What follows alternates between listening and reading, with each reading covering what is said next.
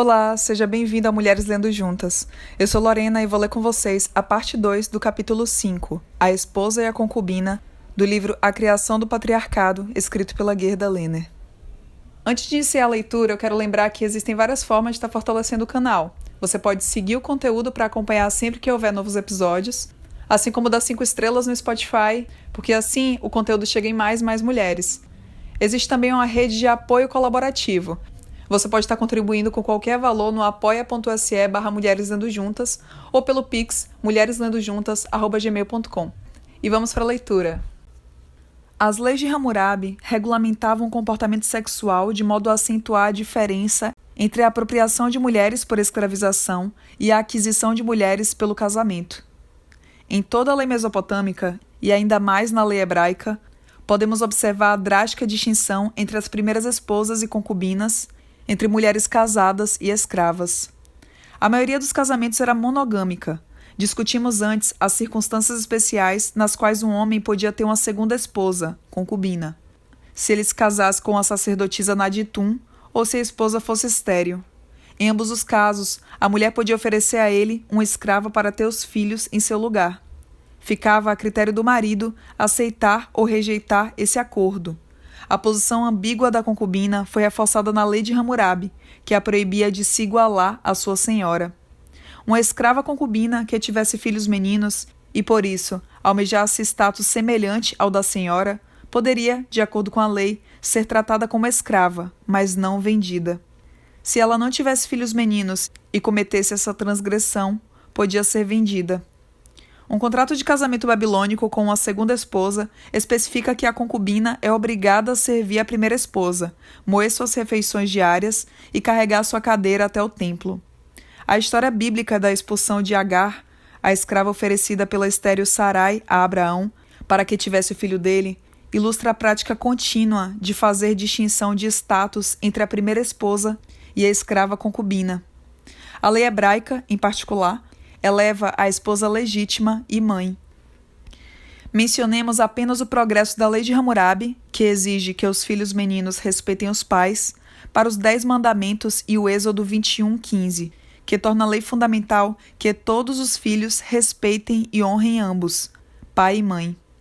As obrigações rigorosas das mulheres em relação a marido e filhos na lei de Hammurabi e na lei hebraica podem, assim, ser vistas como fortalecimento da família patriarcal, o que depende da cooperação voluntária das esposas em um sistema que lhes oferece benefícios de classe em troca de sua subordinação em questões sexuais. A dominância masculina nas relações entre os sexos manifesta-se com mais clareza na institucionalização do duplo padrão na lei mesopotâmica. A lei de Hammurabi especificava a obrigação do homem de sustentar sua esposa, Código de Hammurabi 133 a 135, e identificava suas obrigações em relação aos parentes homens dela. Os casamentos costumavam ser monogâmicos, mas os homens podiam cometer adultério livremente com meretrizes e escravas. Em geral, o costume de ter uma segunda esposa de classe mais baixa ocorria apenas no período da antiga Babilônia. A esposa era obrigada por lei a desempenhar seu papel econômico para satisfazer o marido. Um homem podia se divorciar da esposa ou reduzi-la ao status de escrava e se casar com uma segunda mulher se ela, entre aspas, persistisse em se comportar de forma nécia, arruinando a casa e depreciando o marido, fecha aspas. Está presente no Código de Hammurabi 141. Nesse caso, o marido precisa buscar uma condenação em corte antes de dissolver o casamento. Quanto às obrigações sexuais, a virgindade da noiva era condição para o casamento, e qualquer acordo poderia ser cancelado caso fosse descoberto que ela não era virgem. No casamento, a esposa devia fidelidade absoluta ao marido. Epstein, em seu estudo de leis e costumes relacionados ao sexo na antiguidade, resume assim a posição da mulher, abre aspas. O adultério só é possível da parte da esposa, pois ela é propriedade do marido, mas não da parte do marido. A esposa deve lealdade ao próprio casamento. O marido não deve lealdade ao casamento de outro homem, fecha aspas. Aqui, Epstein parece concordar com Koschecker sobre o casamento constituir compra de esposa. Eu argumentaria que, embora a esposa gozasse de direitos consideráveis e específicos no casamento, sexualmente ela era propriedade do homem. Epstein destaca que, de acordo com o conceito de que, abre aspas, adultério era uma violação do direito à propriedade do marido, fecha aspas, ela era a única parte prejudicada, e a, abre aspas, culpa da esposa merecia a pena de morte, fecha aspas. Assim, o Código de Hammurabi 129 prevê afogamento tanto para a esposa quanto para o adúltero, abre aspas. Se o marido desejar que a esposa viva, então o rei deixará seu servo viver, fecha aspas. Essa linguagem sugere que um homem que pegar a esposa em flagrante deve levá-la até a corte do rei para julgamento. Na prática anterior, o homem e seu parente teriam se vingado sem o auxílio da lei. Outro princípio aqui envolve o conceito de que duas partes erradas devem receber a mesma punição. Se o marido escolher ser leniente com a esposa, a corte deve deixar que o adúltero saia impune. Uma lei paralela no Código Assírio, Lei Médio-Assíria 15, é mais específica ao definir esse princípio. Se o marido poupar a vida da esposa e, abre aspas, cortar o nariz de sua esposa, ele deve transformar o homem em eunuco, e eles devem desfigurar seu rosto inteiro. Mas se ele poupar a esposa, ele também isentará o homem, fecha aspas. As leis hititas 197 e 198 prevêem as mesmas penas e especificam que o marido, se escolher matar a esposa e o adúltero, não será punido. Se ele decidir levar o caso à corte, poderá poupar a vida de ambos. Se decidir que os dois devem ser punidos, a pena fica a critério do rei, que poderá matá-los ou libertá-los. Deixando de lado a assimetria na definição de adultério e a crueldade da punição, o notável sobre essas leis é a crescente autoridade dada ao Estado, rei, em relação à regulamentação de questões sexuais. Onde antes o controle da sexualidade de sua esposa era sem dúvida um assunto particular do marido, a lei de Hammurabi envolve a corte, mas a principal decisão de vida ou morte continua a critério do marido. A lei assíria restringe o leque de opções do marido e especifica a natureza da punição que ele pode infligir. A lei hitita permite ao marido matar, mas retira-o por completo do processo de aplicar punição alternativa. A lei hebraica segue essa direção de modo ainda mais rigoroso, insistindo que os transgressores devem ser levados à corte e que, abre aspas, o adúltero e a adúltera por certo serão mortos, fecha aspas. Isso está presente em Levítico 20:10 e Deuteronômio 22:22. A forma de punição descrita em Ezequiel 16, 38-40 é a execução pública por apedrejamento. Todos os códigos de leis buscam distinguir entre a esposa culpada, que mantém encontros sexuais dentro ou fora de casa, e a mulher que é estuprada. O estupro de uma noiva virgem que ainda esteja morando na casa do pai é considerado da mesma forma que o adultério. O estuprador é condenado à morte, enquanto ela, desde que prove que resistiu, sai impune. Código de Hammurabi 130. Para mulheres, mesmo a acusação de adultério pode ser fatal. Se o marido acusasse a esposa perante a corte, ela poderia se defender fazendo um juramento pela vida de um deus. Código de Hammurabi 131. Entretanto, se a acusação viesse não do marido, mas de pessoas da comunidade, a esposa poderia se defender apenas se submetendo à provação, ou seja, ela precisava se atirar no rio pelo marido. Código de Hammurabi 131. O deus do rio, então, decidia sobre sua culpa ou inocência. O divórcio era obtido com facilidade pelo marido, que só precisava fazer uma declaração pública de intenção de divórcio.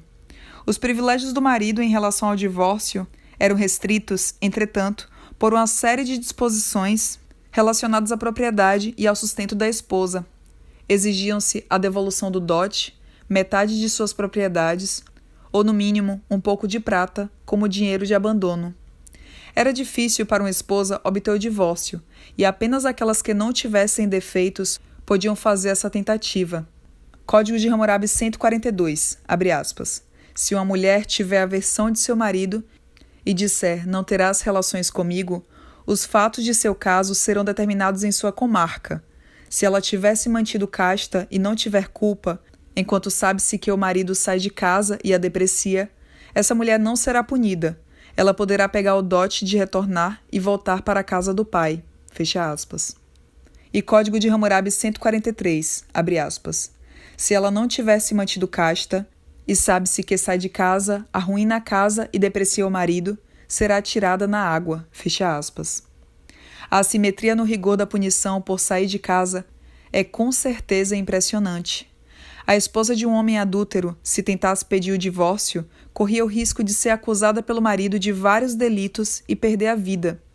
Esse duplo padrão ocorre também na lei hebraica, que permitia a um homem se divorciar da esposa de acordo com sua vontade, mas negava à mulher o direito de buscar o divórcio em qualquer circunstância. Todas as várias leis contra o estupro incorporavam o princípio de que a parte lesada era o marido ou o pai da mulher estuprada.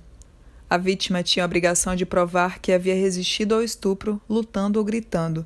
Porém, se o estupro fosse cometido no campo ou em um local isolado, a culpa do estuprador era aceita como verdade, uma vez que os gritos da mulher não teriam sido ouvidos. A lei de Hammurabi punha o incesto mãe-filho com a morte para ambos, Código de Hammurabi 157, mas punha apenas com o banimento da cidade o pai que estupra a filha, Código de Hammurabi 154. O pai que estupra a jovem noiva do filho antes da consumação do casamento é multado, mas, se um sogro estupra a esposa do filho após o casamento ter sido consumado, ele é tratado como adúltero e condenado à morte, Código de Hammurabi 155 e 156. A Lei Médio-Assíria 55 trata em detalhes do estupro de uma virgem. Se um homem casado estuprar uma virgem que mora na casa de seu pai, abre aspas, seja dentro da cidade, em campo aberto, à noite na rua pública, em um armazém ou em um festival na cidade, o pai da virgem tomará a esposa do violador da virgem e a dará para ser desonrada. Ele não o devolverá ao marido, mas ficará com ela. O pai dará a filha que foi violada como esposa ao seu violador. Fecha aspas. Se o estuprador não tiver esposa, deverá pagar o preço de uma virgem ao pai, casar-se com a moça e saber que jamais poderá se divorciar dela. Se o pai da moça não concordar, ele deverá aceitar a multa em dinheiro e dar a filha a quem ele quiser. Aqui vemos o conceito de que o estupro prejudica o pai ou o marido da vítima se levado a conclusões desoladoras sobre as mulheres afetadas. A vítima de estupro pode esperar um casamento indissolúvel com o estuprador. A esposa completamente inocente de um estuprador será transformada em prostituta. A linguagem da lei nos dá uma noção do absoluto poder de uso de pais em relação às filhas. Isso é reforçado pela Lei Médio-Assíria 56, que dispõe que se o homem jurar que a moça estuprada o tiver seduzido, sua esposa será poupada. Ele pagará uma multa ao pai da moça por roubar a virgindade dela e depreciar seu valor, e o pai lidará com a moça da forma que quiser. Parece bastante improvável que algum estuprador fosse condenado com essa cláusula de escape, a não ser que quisesse aproveitar a ocasião para se livrar da esposa. Por outro lado, a descrição na Lei Médio-Assíria 55 dos locais onde é provável ocorrerem estupros poderia mudar, de certa maneira, nosso conceito de moças respeitáveis morando em reclusão, protegidas pelos muros das casas. É óbvio que a implicação aqui é de que as moças podiam ser encontradas com certa frequência no campo, à noite nas ruas da cidade, em armazéns, possivelmente enquanto compravam alimentos, e em festivais. Pode ser o indício de uma deterioração geral no tratamento de mulheres casadas ou da natureza mais repressora da sociedade assíria, que, em comparação com a lei de Hammurabi, que não menciona a punição física de esposas, tem nas leis médio-assírias 3 cláusulas a respeito, todas bastante brutais. A Lei Médio-Assíria 57 afirma que, se tiver sido ordenado na tábua, ou seja, pela lei, o açoite da esposa de um homem, ele deve ser realizado em público. A Lei Médio-Assíria 58 reforça a anterior. Todas as punições legalmente infligidas às esposas, como o corte dos seios e a amputação do nariz ou das orelhas, devem ser executadas por uma autoridade. A implicação é de que o marido não pode mais, como talvez tivesse sido capaz em tempos anteriores, executar ele próprio a punição, algo que é semelhante ao desenvolvimento da lei sobre adultério, já discutida antes. Para deixar implícita a extensão do poder do marido, a Lei Médio-Assíria 59 afirma que, além dos castigos prescritos pela lei, abre aspas, o homem pode açoitar sua esposa, arrancar seu cabelo, pode ferir e destruir as orelhas dela. Não há imputabilidade por isso. Fecha aspas. Por acaso, essa é a última lei nas tábuas de argila em que as leis médio-assírias, de 1 a 59, estão inscritas. Dá-nos uma noção nítida da posição miserável das mulheres casadas na sociedade assíria em comparação com a sociedade da antiga Babilônia. A dependência de uma esposa continuava até a viuvez. Sua posição econômica era melhor se ela tivesse filhos meninos, fosse ela a primeira esposa ou uma esposa secundária. A lei de Hammurabi previa que ela deveria ser tratada com respeito e desfrutar de residência e sustento vitalícios na casa do marido ou de seu filho. A escrava concubina do homem falecido deveria ser libertada com os filhos. Como pode-se deduzir, a viúva sem filhos ou a mãe de filhas não tinha os mesmos direitos garantidos. A Lei Médio-Assíria 46 parece abordar essa omissão, ao menos de modo parcial. Ela dá à esposa que não tiver sido contemplada no testamento do marido o direito à alimentação e residência na casa do filho. Se for uma esposa secundária sem filhos meninos, os filhos do marido devem sustentá-la. A lei também faz referência a um caso no qual um dos filhos do marido se casa com a viúva. Esse costume, que na Síria significava que um filho poderia se casar com a concubina e as esposas secundárias do falecido, exceto a própria mãe, possivelmente evoluiu de uma antiga prática semita, pela qual um soberano herdava as esposas e concubinas do pai como símbolo de sua herança da realeza. Esses extras parecem refletir o conceito de que as esposas de classe baixa eram uma espécie de propriedade. Como vimos, a lei de Hammurabi previa também que uma viúva que tivesse propriedades poderia optar por voltar para a casa do pai, levando com ela seu dote e o presente de noiva. Ela poderia se casar de novo, desde que os direitos à propriedade dos filhos fossem protegidos. Na época das leis médio-assírias, entretanto, nem todas as viúvas tinham escolha em relação ao segundo casamento. Uma mulher cujo noivo morresse antes do casamento poderia receber do sogro um de seus outros filhos. De forma recíproca, se a noiva de um homem morresse, o sogro poderia lhe oferecer uma de suas outras filhas como esposa. A Lei Médio-Assíria 33 especifica que uma viúva jovem com filhos será concedida a um dos irmãos do marido ou ao pai dele. Apenas caso não houvesse nenhum parente homem disponível para o casamento, é que ela poderia ir para onde quisesse. Nessas leis está implícito o conceito de que a transação de casamento não envolvia um casal individual, mas sim os direitos dos parentes homens de uma família às mulheres de outra família. Esse conceito é o alicerce da instituição do levirato judaico. Epstein explica o princípio envolvido, abre aspas. A família havia pago por ela, a viúva do filho, e era proprietária dela.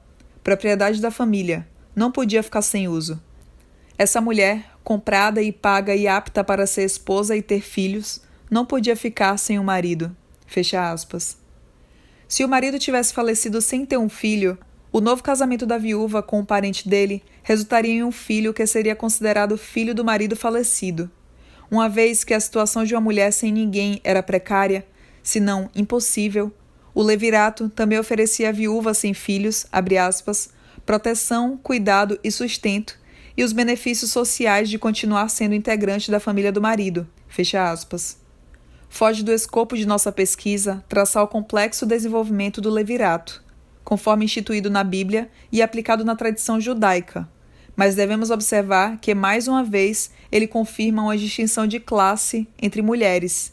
A mulher que teve filhos meninos goza de mais segurança e privilégios do que a mulher que teve apenas filhas ou a mulher sem filhos. Às mulheres era atribuído status mais alto não apenas de acordo com suas atividades sexuais, mas também por suas atividades de procriação. Leis sobre aborto espontâneo e aborto provocado nos oferecem mais entendimento sobre a relação de sexo e classe. Para a lei mesopotâmica, a punição variava de acordo com a classe da vítima. No caso de mulheres, costumava significar a classe do homem que tivesse direito de propriedade sobre a vítima. Assim, a lei de Hammurabi diz que, se um golpe desferido contra a filha de um aristocrata causar um aborto espontâneo, a punição é uma multa de 10 shekels, contra 5 shekels caso seja filha de um burguês. Se o golpe causar a morte da mulher, A punição no primeiro caso é a morte da filha do agressor. Se a vítima for a filha de um burguês, a punição é uma multa. Mais uma vez, de acordo com a Lex Talionis, a vida da filha do agressor substitui a vida do pai culpado. Código de Hammurabi, 209 a 214. A lei assíria abrange um vasto leque de casos possíveis. A lei médio-assíria 50 prevê que o homem que causar aborto espontâneo de uma mulher casada verá o mesmo tratamento dado à sua esposa, abre aspas. Os frutos de seu ventre serão tratados como ele a tratou, fecha aspas. Se o golpe dado matar a mulher grávida, o homem será morto.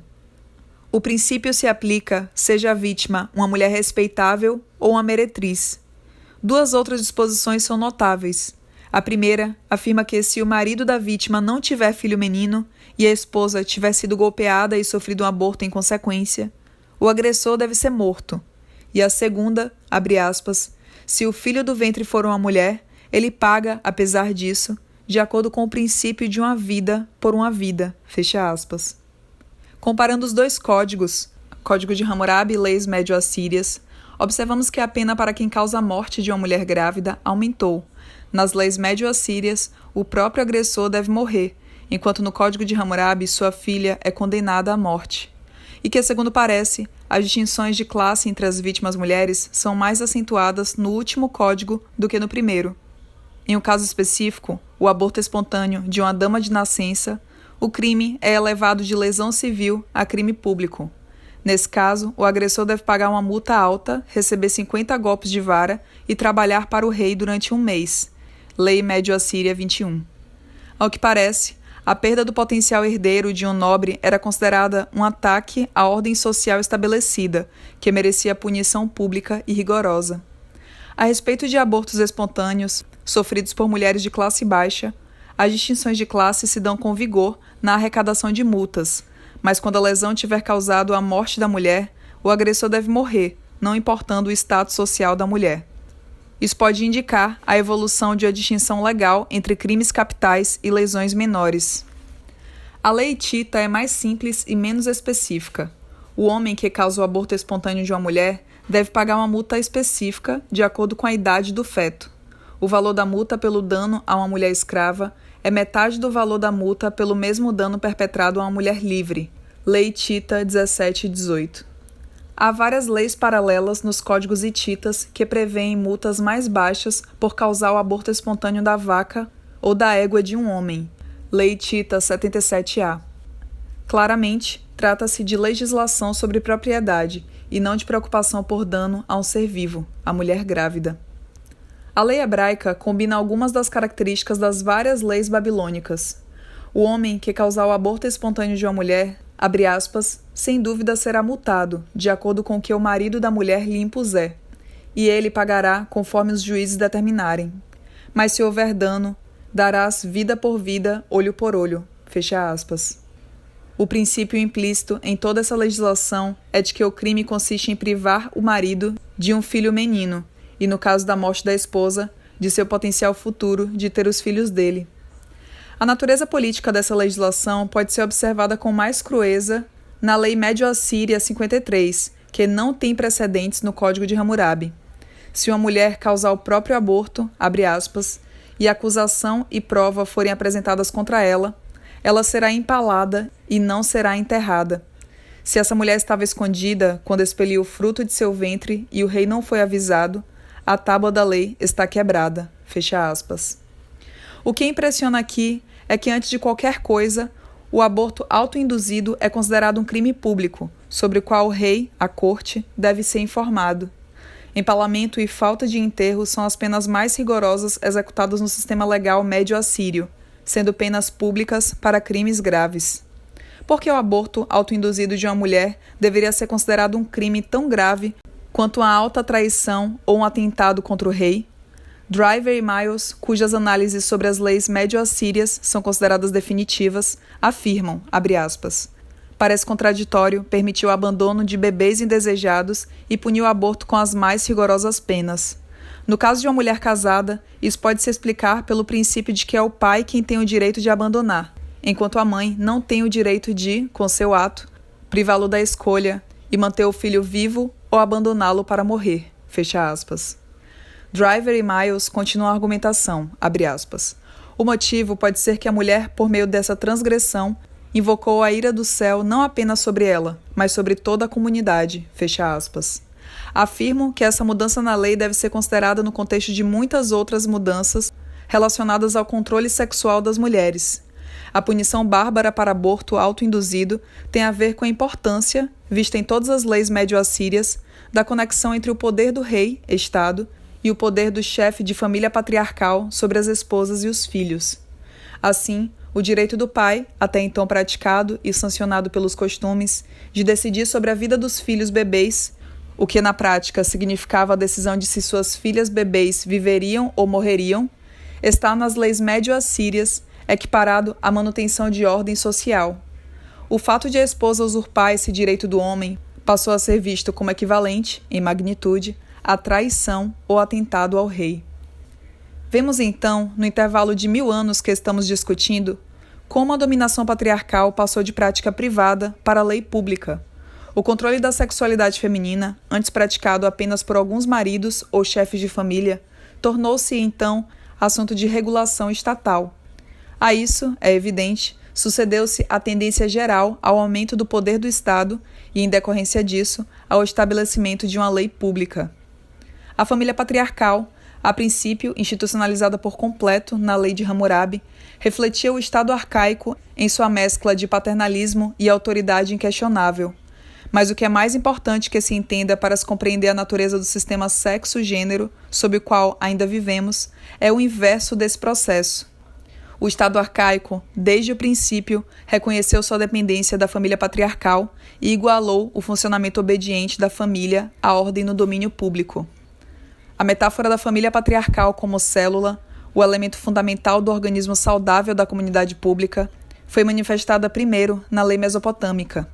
Foi depois reforçada de modo constante, tanto em ideologia quanto em prática, ao longo de 3 milênios. O fato de ainda ter influência pode ser representado na maneira como veio à tona na campanha contra a aprovação da Emenda de Direitos Iguais nos Estados Unidos nos dias atuais.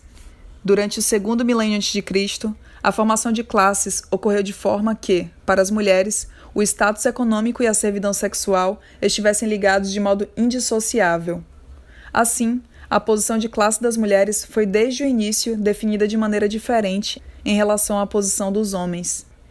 Mudanças estruturais já haviam resultado em uma divisão crescente entre mulheres de classe alta e de classe baixa. Restou à lei institucionalizar essa cisão.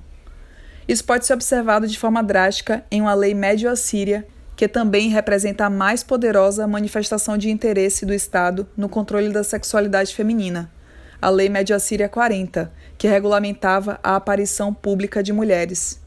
Discutiremos essa lei, que de fato legislava sobre a divisão das mulheres em classes distintas de acordo com seu comportamento sexual, no próximo capítulo.